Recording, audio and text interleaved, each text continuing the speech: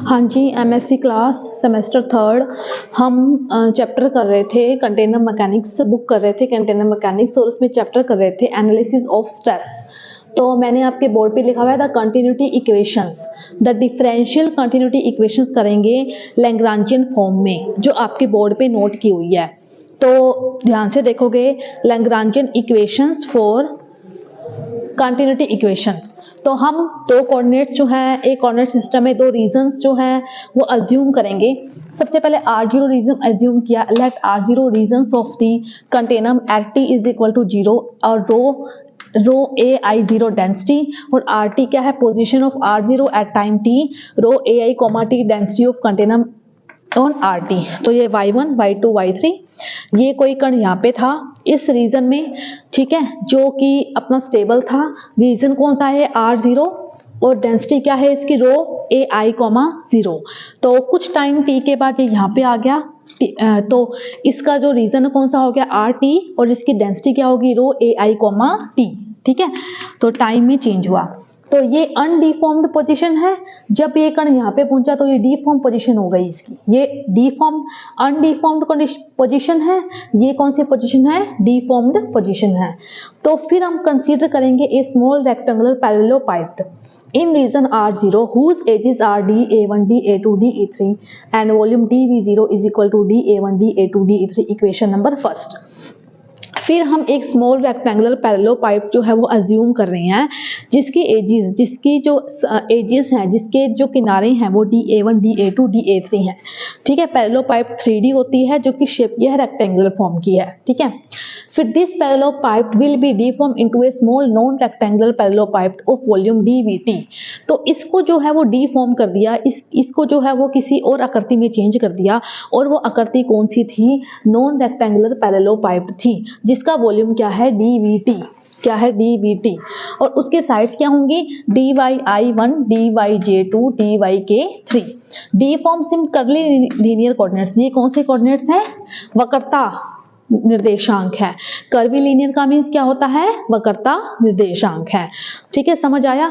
एक हमने एक रेक्टेंगुलर पैरेललोपाइप जो है वो कंसीडर की है, उसके एजेस हैं dA1 dA2 dA3, और उसका वॉल्यूम क्या होगा, इसकी एजेस से ही बन के तैयार होगा, dV0 is equal to dA1 dA2 dA3, equation number first.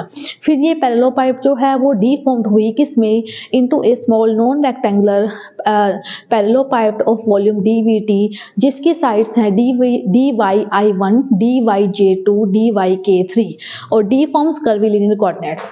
तो ये देखो मैंने क्या लिखा हुआ है, dyi1 is equal to del yi del a1 dA1, ये क्या है, परिवर्तन होगा। परिवर्तन किसके सापेक्ष होगा, समय के सापेक्ष होगा, है ना। dyj2 del yj del a2 da2 dyk3 del yk del a3 da3, equation number second.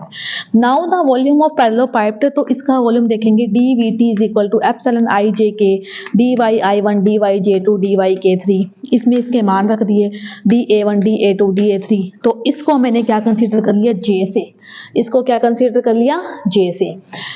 J is equal to D del y1 y2 y3 del a1 a2 a3, और मास क्या होगा RV में, रो a1 a2 a3 0 dV0, और RT row a1 a2 a3 t dVt।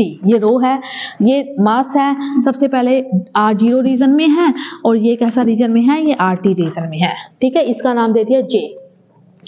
Bye the law of conservation of मास, उसमें conservation of मास का law क्या कहता है कि जैसे कोई एक शेप जो है, जिस शेप का मास जो पहले था, डीफॉर्म्स होने के बाद भी उस शेप का जो मास है वो बराबर होगा, मास in R0 and mass in RT। यहाँ पे R0 का फॉर्मूला लगा दिया, यहाँ पे RT का फॉर्मूला लगा दिया, but dVt is equal to क्या है, J dV0। ये देखो dVt इज इक्वल टू क्या है, J dV0, यहाँ से dVt इज इक्वल टू इसको क्या लिखेंगे, J dV0, J dV0। तो ये हमारे पास इक्वेशन है, तो dVt की जगह J dV0 लगा दिया, रो a1 a2 a3 dV0, ठीक है, comma 0, but the equation is true for any region, but the equation for true for any region, rho a1 a2 a3 t density भी बराबर होती है, j is equal to rho a1 a2 a3 comma 0, और इसका मान क्या है, 0 के बराबर है हमारे पास, इसका मान क्या होगा, 0 के बराबर है क्योंकि अनडिफॉर्म्ड कंडीशन है, और ये क्या हो जाएगा, d by D T rho A I comma T is equal to 0, और इसको क्या हम लिख सकते हैं, rho j, d by D T rho j is equal to 0, this is differential continuity equation in Lagrangian form.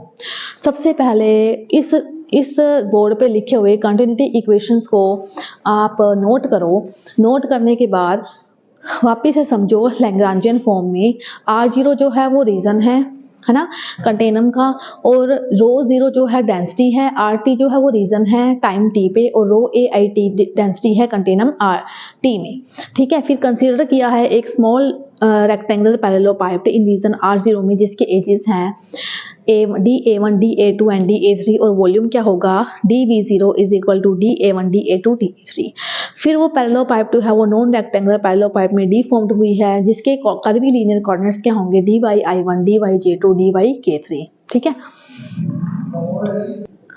फिर उसके बाद dy1 del y1 del a1 da1 इसके कोऑर्डिनेट्स के equation number 2, and the volume of parallelepiped dvt is equal to epsilon ijk dy1 dyj2 dyk3, इसका मान रख दिया और उसको कंसीडर कर लिया j से, और dvt इज इक्वल टू क्या होगा, j dv0 by the law of conservation of mass in R0 and mass in RT, equation number 5, इसमें dvt का मान रख दिया j dv0, but the equation is true for any region, rho a1 a2 a3 j is equal to rho a1 a2 a3, यहाँ पे क्या हो जाएगा, 0 के बराबर, d by D T rho A I comma T j is equal to 0, d by D T rho j is equal to 0।